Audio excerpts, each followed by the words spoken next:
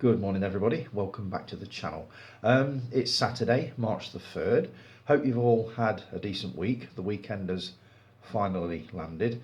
I can hear you all asking, is it going to be another 90-minute spectacular? Highly unlikely, guys. Very, very unlikely. I had a severe case of verbal diarrhea. Last week I couldn't seem to stop talking, but I can't see it being that long this week. I might just scrape an hour, but we'll see how we go. I'll start with comments on the last video, as we usually do. Lee, what a way to start a Saturday morning. Great 90-minute chat, Tony. Cheers, Lee. Hope you're doing a bit better, mate, and your legs are healing a bit. Yeah, really appreciate that. Steve Mack, The Bear is brilliant. I was briefly talking about the series The Bear on Disney Plus. I believe Guy recommended it to me. You've just done the same thing now. I will be taking a look at it at some point because I keep hearing a lot about this program.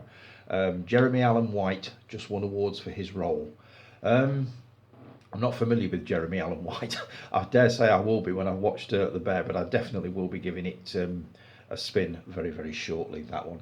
I thought Saltburn was superb. It got my vote. I did too. I thought it was absolutely brilliant. Despite all the controversy that surrounded it, I just thought it was amazing. I would definitely watch it again, absolutely 100%. I got the 4K Steelbook set of Casablanca. It includes press booklet, nice lobby cards and poster. I must admit I'm very tempted by that 4K. Is it 4K? Yeah, 4K.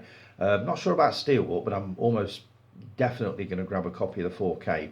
I believe I have got it on DVD somewhere. I'm fairly sure I have, as well as that rather fetching set that I showed you last week with the VHS tape and the book.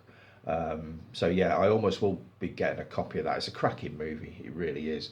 Killing of a Sacred Deer is directed by Yorgos Lanthimos, who directed The Favourite and Poor Things. There was no way I was ever going to remember that name without jotting it down on the notes, and I completely forgot to do that, so thanks for that, Steve. I've not seen The Favourite. I'm hearing really good things about Poor Things, though. It sounds bizarre, really, really strange, which is right up my street. So I will be taking a look at that one when it streams, absolutely. And you put "Got Scala!" exclamation mark, exclamation mark, exclamation mark. I can't wait to watch this. When you've watched it, you need to do a little video review, I think, of that one. There are going to be a lot of people out there that are not familiar with the Scala cinema. And I get the feeling that that Blu-ray is going to be absolutely brilliant. And it will basically tell everybody what they need to know about what sounded like an amazing place. It's one of those places that I wished I'd have actually been closer to and I could have gone to. And I'm fairly sure there are going to be some outrageous stories on that Blu-ray. So let us know what you think on that one, mate. You put, we'll watch it in the next few days. Book looks amazing. Amazing, doesn't even begin to cover it. Steve, if you can get a copy of this book, believe me, you want it in your life. It is an absolute masterpiece. It's a thing of beauty. It is rare. I feel lucky that I got the copy that I did. Every time I went onto a link that quoted a price, it got sold out or out of print or whatever. There was just this one, a store called Real Store in London, and they got it, and I believe it was £70. I think the postage was 13 quid. And I did deliberate over it for about 10 minutes, and I thought, you know what, if you don't grab this now, you are going to regret it. Because it's took you sort of days to track this one particular copy down. So I just hit the buy it now, and that was it, done. And I know it's expensive, but honestly, Steve, this book is worth every single penny. If you can get a copy of it, I would highly, highly recommend it. I've not flicked through the whole thing yet, because I think that would take quite a while. But I will be reading it at some point. I'm going to need some sort of a lectern to stand it on, because I can't imagine sitting here with a book like that. It weighs an absolute ton. So I'm going to have to read it actually at the desk, or get some sort of one of those angled things that you put in front of you. But yeah, the book itself, It's just amazing. I think it will take pride of. I mean, it's behind me now. You can probably see it just next to the, just underneath the Clockwork Orange thing.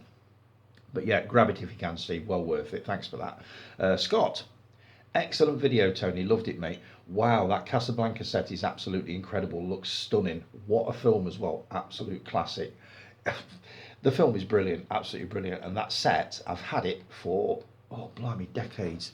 I was given it as a present probably, must be 30 years ago, maybe more. And I kind of held on to it. It's one of those things that, years ago I'd have either given away or sold or took down the charity shop or whatever. But for some reason, I sort of held on to that one, and I'm really, really glad I did. And that time that I actually showed it last week, it's pretty much the first time I've seen it in decades. It was buried in the back room under a load of sort of books and stuff like that in a corner that have just sat there. I really need to go through the books as well. There's probably some absolute treasures in there as well. But yeah, it is a nice set, mate. I'm glad you enjoyed Saltburn. It's a very good film. Very messed up in parts, but very well acted and well made. I enjoyed it. I did too. I mean, I look at it this way. There was a lot of controversy and fuss made about certain scenes in it, which is basically what I think got most people to go and see it, especially got them into theatres to watch it. So why create such a fuss about walking out of a movie that you pretty much knew was going to be what it was? I mean, I'd heard so much about it, and I must admit, if it hadn't have had all that controversy surrounding it, I don't think I'd have been in such a hurry to watch it. But I'd heard so much about it, I thought this is the one that I've got to watch. As you said in your little review, every now and then a movie comes along that everybody's talking about, and everywhere you turn you see posters of it or books of it or clips of it or trailers. It's just everywhere, and Saltburn was that movie. And I loved it. I absolutely loved it. As for those scenes, my God, I'd have loved to have been a fly on the wall when the director, was it Emerald Fennell?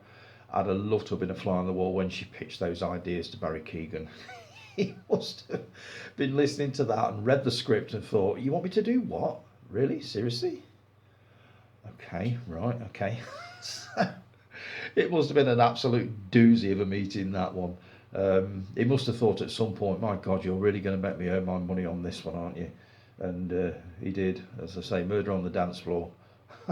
Will I ever be able to listen to that now without seeing Barry Keoghan waving his tackle about? I don't think so. Probably not. I mean, there's a question as well. I put this down on here. Is there a movie, this is for all of you, let me get this right. If you've ever watched a movie and you come across a certain scene and you think, you sort of get to the end of the movie and you think, I didn't like that scene at all. If I was, of that mind, I would cut that scene out. Is there a movie that you can think of one scene that if it was cut, you would watch it again? Does that make sense? I would go, let me try and explain it better. I would go with The Fly, the arm wrestling sequence. I love the Cronenberg version of The Fly, but I cannot stomach that arm wrestling sequence. I'm perfectly okay with the last 20 minutes, which is just pure blood and gore. Perfectly okay with that, but that arm break, if I could get a version of that, and I'm not in favour of censorship, I'm just on about for me, myself, not for everybody else. If I could get a version of that where I could just cut out the arm wrestling scene, I would have watched that film quite a few times by now. As it is, I watch it and I tend to skip straight through that scene. As soon as I know it's coming, I do it. So is there a movie that you would watch multiple times if it weren't for one sequence, and what is that sequence? That's your question, if that makes any sense whatsoever. I'm not sure it does. Not sure it made sense to me, and I pitched the idea. Okay, Rick. Popcorn, when you went to the cinema, wasn't it black and white silent movies last time you frequented the Picture House? The Picture House, you cheeky sod. The last time I went, Rick, was, I think the last movie I saw at the cinema was Deep Blue Sea, Samuel L. Jackson. So that would pretty much date it for you. So that would be what, late 90s, early 2000s? I can't remember. I would say late 90s. So that is probably the last time I went. Um, I'm just perfectly happy watching movies in my front room with no interruptions. You know, I can sit there chomping on popcorn and, you know, drinking Coke and just watching it in utter peace and quiet, and not having to wonder whether somebody's going to whip their phone out and start texting or something like that. You know my views on this. Um, there's a very good possibility I will go back to the cinema at some point, but at the moment I'm in no hurry to do so. So yeah, I get what you're saying. It's just not my thing anymore. I don't know why, but it isn't. Sorry to hear about your mother again, but it's good you keep him busy. That's why I did the video last week, is just to get some kind of normal reinstated again.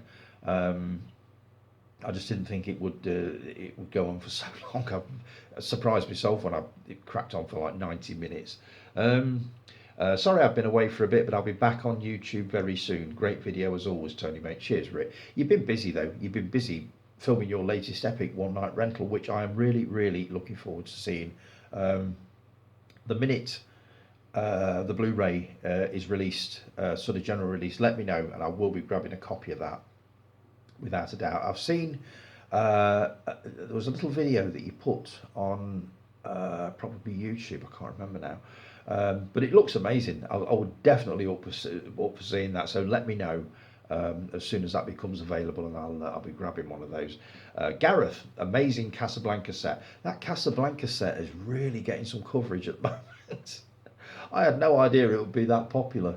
It was just something that I've had for years, and I thought, oh, the group will find that interesting. I'll show them that. But everybody seems to like it, and it is a cracking little set, and it is. It'll probably be displayed behind me when I get all this lot sorted out. Guy, great vid, mate, and thank you for doing it. You're more than welcome, Guy. As I say, normality. I needed it so bad, and that was. It's something that I do, I think, not too badly, so I thought, yeah, why not? Okie dokie, here we go. Nice snack selection. When it comes to cinema popcorn, are you a salty or sweet man? Don't mind either.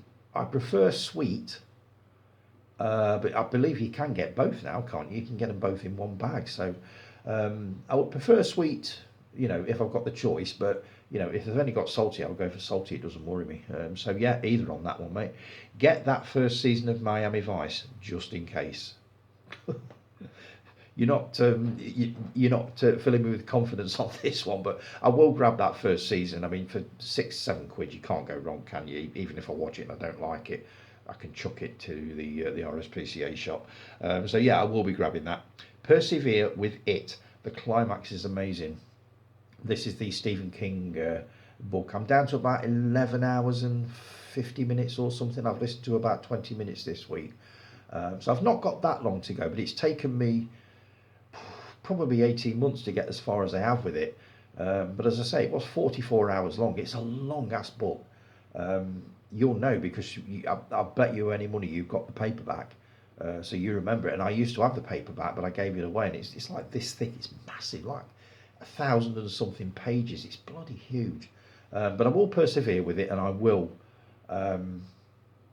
do some kind of a little review on the book before I take a look at the two movies which I need to see before Welcome to Derry comes out, which is the Pennywise prequel series, which I believe is landing sometime this year or early next year. So yeah, I will let you know when I've done that one. I had a look at Apple TV, but not enough stuff on. I wanted to worry. Not starting again. I had a look at Apple TV, but not enough stuff on. I wanted to warrant it. I don't know. I need to have a look at that one. The only thing I can think of at the moment is Napoleon. But I believe the Beatles Get Back is on there, but it's also on Disney Plus. So I'm thinking, are a lot of Apple TV stuff, programs and films landing on Disney Plus now? Because if they are, I can't see the point in doing it. But I'll have a look what's on it, and I'll let you know whether I subscribe to that one. I almost will go for Mubi and Curzon though, almost certainly at some point. But I need to get more into the watching side of it before I take on even more films. Rewatch Higgis. Oh, hang on. I work for a very good company. you in quotes, I think I said that, will agree to disagree. They have been very good for me, to me, Guy, this week. To be fair, they've been absolutely brilliant. I can't fault them. HR have been superb. Team leaders have been excellent. They've been very understanding. They've basically let me do pretty much everything that I wanted to do. So yeah, I can't actually fault them, but I get what you're saying. Rewatch Higgis. We explain exactly why we don't want Hemsworth. Oh my God, it must be serious. I do remember, I did listen to it, but I can't remember what your reasons were, so I'll have another look at that. You will like the bear. Oh, this is the bear again. Just try it, trust me. Um, yeah, I will be doing, definitely. Every time I go on Disney Plus, it's pretty much the first series that I see on there, so there's the very good chance that we'll be taking that one in very soon. Um, Retro Movie Zone group trip to Barton to watch Kingdom of the Planet of the Apes has to be done. Oh, we'll see, Guy. We'll see. I don't know. As I've said before, I really, really enjoy the process of just popping a movie on and just sitting there and watching it without having to worry of what's going on around me. And I know it doesn't happen that much now, but to be fair, mate, I'm not much of a going out person anymore. I've become a bit of a hermit over the last few years, really. And it's not just down to the hours spent at mum's. It's just how I am nowadays. So it's a thought, and I will consider it. But at the moment, I'm perfectly happy doing it the way that I'm doing it. I'm sure you get that. Jason P. Oh God, your usual epic, dude. Cracking vid tone, and I second what Guy said. Thanks for doing it. You are more than welcome. I needed it. I really did. You knew we weren't going anywhere, so we would have given you compassionate leave. Oh, how considerate. Thanks for that, Jace. Movie snacks. Popcorn. Can't stand the stuff. Really? Oh, okay. Give me a box of Maltesers. I'll open the box and then tip a bag of minstrels in. My God, that sounds nice. I never thought of that. I've actually written that down on the next bit of shopping list, Maltesers and minstrels, so I'm taking you up on that one. That sounds bloody lovely. Savoury. Cheddar and paprika nibbles at the minute. My God, paprika. Maybe. Drink. I love cola or Pepsi, but it just doesn't agree with my stomach. It gives me sulphur burps, which the wife says I stink the whole house out. So my new fizzy drink is zero sugar, but you can't tell. It's a lemon one from Aldi, 6 cans for 1.99, and it's so refreshing, zero sugar. I might try those. I don't go in Aldi very often. Reason being, I don't like the checkouts. I seem to remember going in there quite a while ago, and they were literally throwing stuff down the conveyor belt, down the thing at the end. You couldn't pack it. And I had to say to her in the end, can you slow down a bit, love? I can't pack as fast as this. And I never went in again. So it's a possibility I'll go in and grab a pack of those. But somebody told me they've got self-service in there now. If they have, I almost certainly will go and grab some of those. Bonus features. We were talking about bonus features on DVDs and Blu-rays. Of all the DVDs and Blu-rays I have never watched a single bonus feature. I couldn't give a shit how it was made or what the director has to say. When the film ends, the disc comes out. End of. You see, I don't watch them all, but the movie I watched last night, Exorcist Believer, which I'll be talking about a little bit later on, I did watch a couple of the extras because I wanted to see the interview with Ellen Burstyn, who is looking bloody remarkable for 91 years old, and also an interview with Linda Blair, who I haven't seen for quite a while. But I must admit, I didn't bother with the making of documentaries and stuff like that. It was just those particular pieces that I wanted to see. So I tend to kind of dip in and just watch the bits that I want to watch and then discard the rest. So I do kind of get that. Subscribing to channels, we're talking about subscription channels, weren't we?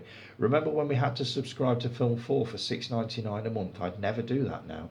I can't remember that. I can't remember ever thinking about subscribing to Film 4 when it was $6.99 a month. I don't remember that happening. That's probably my memory again. Never seen that thread you're doing, never seen it. I'm loving it, absolutely loving it. You're up to date now. Week 1 was Sparrows Can't Sing. That's the only one I've got to grab hold of and have a look at. I think Rob would like that because he loves Barbara Windsor, so I will grab a copy of Sparrows Can't Sing. In the heat of the night, I watched last week. The Graduate I watched, was it last night? Yesterday? Hope and Glory I saw many, many moons ago. I will almost certainly take a look at it again, with it being on iPlayer at the moment. Week 5, anybody's guess? I'm really looking forward to finding out what you're going to be going for. I enjoyed this thread so much, and I always look forward to finding out what the movie is that you're going to go for. I really thought you would have seen The Graduate. I know there's a lot you've not seen, but this was your era. While I was watching it yesterday, I did remember thinking, sort of a quarter of the way through it, I think I've seen this. I could remember certain bits of it. So it's a very good chance I did watch it, but it would have been a long time ago, a very long time ago. So if I have seen it, I couldn't remember much about it.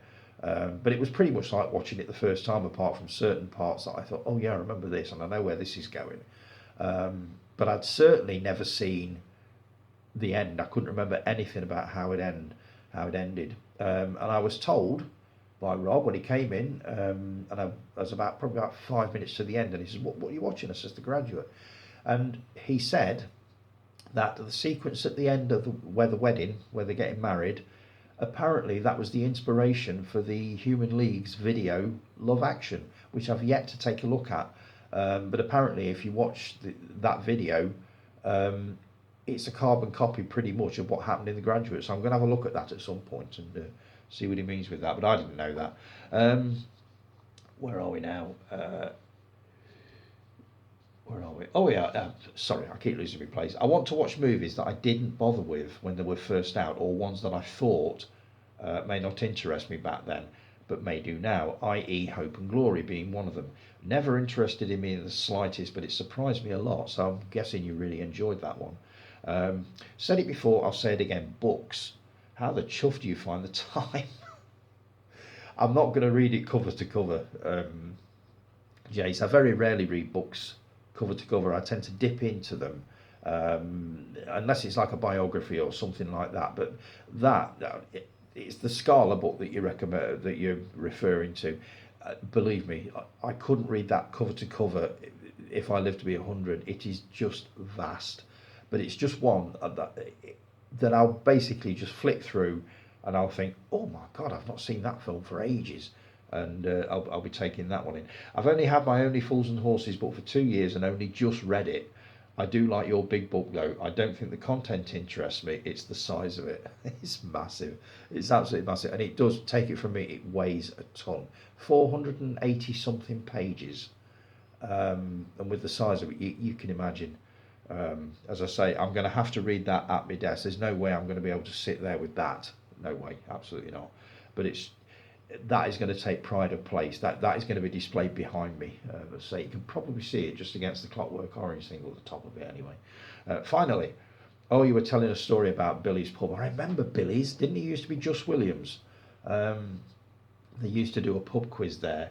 Let's see. The DJ used to run pub quizzes. One of them was Who Am I? And it'd give clues out to who this famous person was. And this particular night, before you went to the pub, you were having a flick through Empire, and you read, they've got a section in there, fun facts, and one of them was that Tom Selleck was the first choice to play Indiana Jones in Raiders of the Lost Ark. You can see what's coming, can't you? He got to the pub quiz. DJ says, who am I? Clue 1, first choice to play Indiana Jones. So I just piped up Tom Selleck. And the DJ shouted, for fuck's sake, Jace, give me a chance. He was laughing and giving me a prize of a bottle of wine. And he asked, how the hell did you know that? It was just pure luck, but funny. I can imagine. I'll just scroll up a bit. Right, I'm coming up to 25 minutes. I'm going to take a little break, and I'll be back in a few seconds.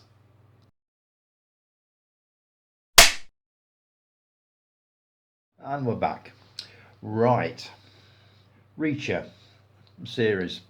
We were talking about this probably a couple of weeks ago. A couple of people recommended it to me. I was talking to a colleague at work this week, Morning Joe, by the way, who said it's a brilliant series, you really need to take a look at it. So, me being me, I think what started it was I compared it to John Wick, and I was pulled up on it saying it's nothing like John Wick. So I thought, right, let's just have a look what this is about, and I'll see whether it's my kind of thing. And I read the general sort of synopsis of it. Sounded all right, sort of FBI agents, all that kind of thing. I thought, yeah, that sounds okay. And then I read a review on the IMDb, basically saying that it's an amazing series, mega violent, and straight off I thought, oh shit, hang on. So down to the parents' guide. Yes, I know, and I've just copied and pasted a few bits here. A few reasons why I won't be touching Reacher with a 10-foot pole. Let me just run with this, right? There's a lot of sexual stuff in there. Doesn't bother me. Not fussed about that. And then we got violence. Now let me just read these out, and I think you'll see where I'm going with it. Let's see. A scene with a castrated and deceased male is pinned to a wall. Blood and gore is visible. Male is completely nude. Okay, so I could probably just about cope with that. A man breaks arms of men assaulting him. No, definitely not. Prison scene where protagonist beats another inmate against a bunk bed. Might just make it through that. In a prison shower scene, protagonist gouges another inmate's eyes out. Fuck that. Nothing to do with eyes. We're not doing very well with this one so far. A man partially strangles another man with a telephone cord. Okay, yeah, can cope with that. Oh God. A body's legs are violently broken so the corpse fits in the boot of a car. Fuck that. Way. Several men are buried alive in concrete. Now that just sounds grotesque, but I could probably cope with it. Oh, here we go again. A man's legs are broken with an iron bar. The man screams in agony. Niet, nada, no. A woman stabs a man in the eye with the heel of her shoe. Eyes again. No. There are few brutal fight scenes that involve bones getting broken and bloody images. It's not selling me on this, I'll tell you now. In one scene, a character discusses the torture he has been threatened with. This involves being nailed to a wall, having genitalia cut off and fed to himself. The dialogue is quite disturbing. Do you think? Fucking hell. A man is dropped from an airborne helicopter alive but dies on impact. The body is closely seen with eyes gaping open and broken bones. Pictures of dead bodies with horrifying injuries are shown several times. Will I be watching Reacher? 100% fucking not. Definitely not. I wouldn't get through that. Not a hope. No, it's the story sounds great, but there's no way I'd make it through that lot. Not a hope. I don't know what I thought it was going to be, but I didn't realise it was going to be that. So all the people that have recommended Reacher to me, thank you so much for that. I thought one of you might have at least warned me. But no, Reacher will not be added to my... In fact, I might have already added to my watch list. I'm going to have to take it off and bloody quick, I'll tell you. So Reacher, no, absolutely not. Roadhouse, oh my God. The director has spat his dummy out, chucked his toys out of the pram, and basically said that Amazon have done him over. They promised his version of Roadhouse would get a theatrical release, and now they've backed down and said it's coming straight to streaming, I believe on March the 21st. Now, Dave Oliver, you've done a video on a trailer reaction. I'm looking forward to hearing your thoughts. I haven't had a chance to watch it yet, but I'll be talking about that next week.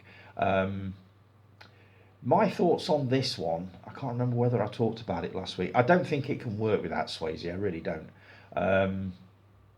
But I'm sure Jake Gyllenhaal is a brilliant actor in this, that and the other. But he's not Dalton, and he's not Patrick Swayze, so we shall see. But that's the latest on that one. Let me see if I've missed anything. I get the feeling I've missed something. Just bear with me while I just scroll back a bit. Let's see. Scott, I knew I'd missed something. We were talking about Saltburn, but You also mentioned Phantasm. Phantasm is a fantastic film. I love Phantasm 2 as well. Haven't seen the other three sequels though. Awesome stuff, Tony. Cheers, Scott. Yeah, Phantasm. I'm looking forward to getting into that box set, the Arrow box set that I got. Was it last week or the week before? So I shall let you know what those other sequels are like. Let's see now. I watched a movie last week called Dark Encounter. Now, the description of it, as I understood it, it was going to be something like Close Encounters. I watched the trailer and I thought this is going to be sort of Close Encounters for grown-ups, that kind of thing. It looked like it was to do with alien abduction, all that kind of stuff. No, not really. What it is basically, a little girl goes missing. A year later, they hold a memorial for her because obviously she hasn't come back. And at the wake, in a cottage in the middle of nowhere, these people are subjected to an attack by what we assume is aliens. The first 45 minutes of this is absolutely brilliant, and I thought I'm in for a good time with this one. And then it just went completely left field, went really weird, and it was one of these movies that I got to the end of and I did not get it. And I thought, you know what, I can't even be asked to go on the IMDb and find out what actually happened in the end and have it explained to me. I'm getting to the point now where if I watch a movie like that and the ending makes no sense, or it just goes completely weird in like the last 10 minutes, I'm just going to think, you know what, I don't care. I'm not bothered what happened. It's a shame. It had real potential for me. As I say, the first 30-40 minutes was just excellent. It was a cracking drama. Then it went all Close Encounters. There were a lot of nods to that movie as well, including a couple of toys that were in there, a couple of little sequences that straight off I thought that's straight out of Close Encounters, which made me think it was going to be good, but actually it wasn't really. So I'm not recommending that one. It's streaming on. I think it's streaming on Film 4. I can't remember where I watched it now, but. If you're into these movies that actually make no sense whatsoever, and just end with questions and questions and questions, then have a look at it. It's called Dark Encounter. I will not be watching it again. Definitely not.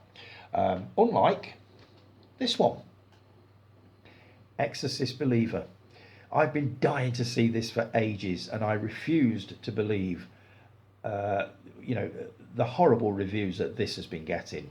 I'll just read a couple of comments that you guys made last night. Dave Lowe, not amazing, but we really enjoyed this, Tony. It's a bit creepy at points.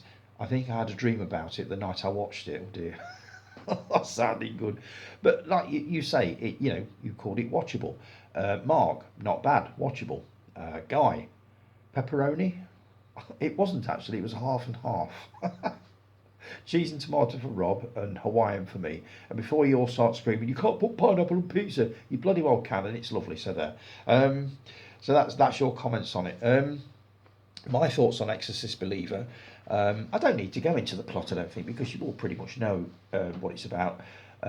Two young girls after school go into the woods. They re-emerge 3 days later, thinking they've only been away for a few hours. Obviously the whole town has been searching for them, and then they begin to display signs of possession, demonic possession. This movie is lifted high above by the appearance of Ellen Burstyn, who played Chris MacNeil in the original Exorcist in '73. I really enjoyed this. I reported last week that I'd heard that David Gordon Green, the director, who was basically going to direct the whole trilogy, has jumped ship because of the bad publicity it's got. I assume he thinks it's not done well, and he's jumped ship on it, and they're now trying to find, I would imagine, a director to direct the next two instalments. I think Dave, Oliver, you mentioned Scott Derrickson. I've not seen any of his films, or if I have, I don't think I've seen any of them. But I've heard really good things about The Black Phone, which I intend to take in at some point. I thought this was brilliant. I could not see why it has got such horrible reviews. I think Dave Oliver, you said you enjoyed it. You thought it was okay, not brilliant, but okay, and I would absolutely go along with that. We watched it, and sort of for the first 25 minutes, I thought, when is this going to turn crap? Because I've heard it's really rubbish, and it didn't. It just, I thought it was really, really good. It was solidly acted. It was a good story. The special effects weren't over the top. I didn't particularly like the neck break. Apart from that, it was okay. Um, so yeah, to me, it was really, really well worth watching. And if this was a bin it or keep it, this would definitely be a keep it. Absolutely. What it's made me want to do now is to dig out the rest of the Exorcist movies, including the original, which I haven't seen for a while, and watch them all. I know Exorcist 2 The Heretic is supposed to be a bit of a stinker. I saw it years ago, many, many years ago, but I haven't seen it recently, so I can't remember. But that's supposed to be a bit bad. Exorcist 3 is supposed to be absolutely brilliant, which again I saw many years ago, but not recently. But I've not seen. There was one called The Beginning, and there was another one. There's probably about another three. So I'd love to get hold of the entire series and watch them all, and then at the very end of it, maybe watch this again. But anybody that tells you that that film is crap and rubbish, don't take any notice of them. It's actually really good. I thoroughly enjoyed it. Yeah, definitely. Would I watch it again? Absolutely, I would. So yeah, Exorcist Believer, definite keep it. And yeah, definitely. So right, I set myself a challenge. I got, as you know, a small set of Chaplin DVDs last week or the week before, and I thought to myself, wouldn't it be brilliant to work your way through his entire back catalogue? I mean, most of them, right from the very start, they're between sort of 6 and 15 minutes long, so it's doable even for me. Let me just show you what I've actually got here. Just bear with me a second. I'll show you the ones that I've actually got. I think I showed this one off the other week, Unknown Chaplin. This is actually a documentary on Chaplin himself and some of his lesser known movies, so I'm looking forward to watching that. Now the Chaplin movies I've got, Steve, Mac, I need your advice on this, just bear with me a second. I've got The Circus, which is on DVD, The Kid, which I think is probably one of his most famous movies, City Lights, another famous one, and I've got this box set, which is, let's see, bear with me. You've got quite a few on this. You've got Modern Times, The Great Dictator, The Gold Rush, which is legendary, Limelight, and Charlie, The Life and Art of Charles Chaplin. It's a nice little box set, that. Now, what I'm trying to do is get the rest of his movies on DVD. I'm not sure about the Blu-ray side of it, Steve. You can tell me this. Are they worth getting on Blu-ray? Because I've noticed there's BFI box sets of the Mutual movies and also the S&A movies. If I've got all of these on DVD, is there a major difference in picture quality with the obviously with the Blu-rays as opposed to the DVDs? Because if there isn't, I'm probably going to try and get, if I can, the movies in these particular boxes so that it at least looks nice and they look nice and uniform rather than having Blu-rays and this, that and the other. So your advice on this, is it worth me getting the Blu-rays of the Mutual and the S&A, or should I just get them on DVD? I just need to know the picture quality. Is it majorly different, or is it something that I could probably live with? But I'm really looking forward to getting stuck into this. I've already watched the first one called Making a Living. Thoroughly enjoyed it. It's only 12 minutes long, but brilliant. I loved it. I've already read up some of the notes. The box set that I got, by the way, was not even a box set. A set of 4 discs from the BFI. I was reading some reviews of it on various sites, and most of them say that a booklet was supposed to come with it, and it didn't. It's just they're in a box like that, but no box set. So I need to know, does it actually come with a booklet? Have I just got a later edition of it or something? Because if it doesn't, I'm very tempted to order it from the BFI. The copy I've got is second hand. You can definitely tell, as as well. The state of the box and the sleeve is not the best, and I'm very, very tempted to order a fresh copy from the BFI or even Amazon if I can get the same one but with the booklet, and obviously give that one away, send it to the charity shop or something. I do like things to be sort of right if I'm going to do it. So, but I'm really looking forward to getting stuck in with this. He's done quite a few movies, as I'm sure you can imagine, but I love these old silent comics, and when I finish with Chaplin, there's a very good chance I'll move on to maybe Buster Keaton, all of those, Harold Lloyd, because I just love that era of film, and I do. Yeah, let me know, Steve. What is there any real benefit to getting the Blu-rays of these Chaplin movies, or should I just stick with the DVDs? I look forward to hearing from you on that one. And also, I dug out a few CDs. These are the kind of, I love listening to these in the car. They're just nice and relaxing, daft as it sounds. Chaplin, soundtracks of his famous movies, that's one. I've got another one here which is actually the soundtrack to City Lights.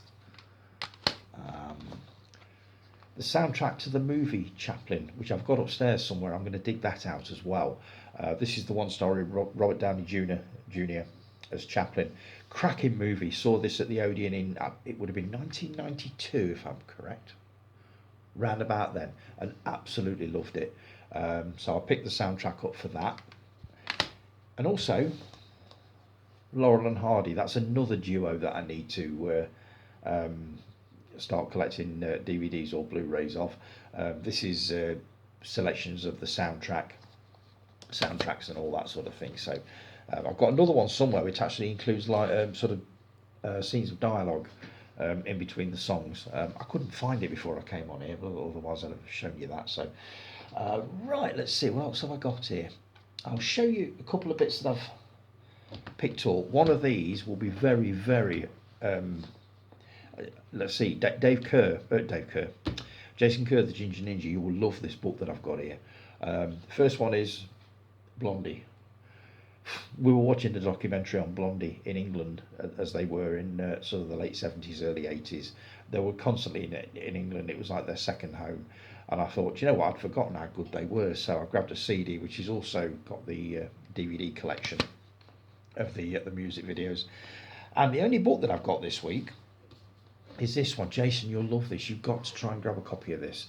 This is the book of the band, Devilish Movies, Dastardly Censors, and the Scenes that made Australia Sweat. This is about Australian censorship. This is right up your street. I've not read any of it yet. There are pictures in there, but it is mostly just. But it's basically the history of Australian censorship, the scenes that were cut, and all that kind of thing. I'm really looking forward to getting into this. This is again one that I'm going to be probably dipping into, but there's a very good chance I will read this one from cover to cover, because I've been dying to get hold of this. I've been waiting for this one for probably about 6 weeks, and it was out of stock, and it's literally just arrived, and I can't wait to get into that. Right, we're a bit shorter this week, folks. But I'm going to get off, and I'll let you get on with your weekend. I'll be back again next week. If you've got any questions for me, stuff that I can talk about, drop them in the comments, because the more stuff I've got to talk about, the longer it'll go on. So thanks ever so much for joining me, as per usual. Have a brilliant week, folks, and I'll talk to you all again probably at the same time next week. Take care, everybody. Ta-ra.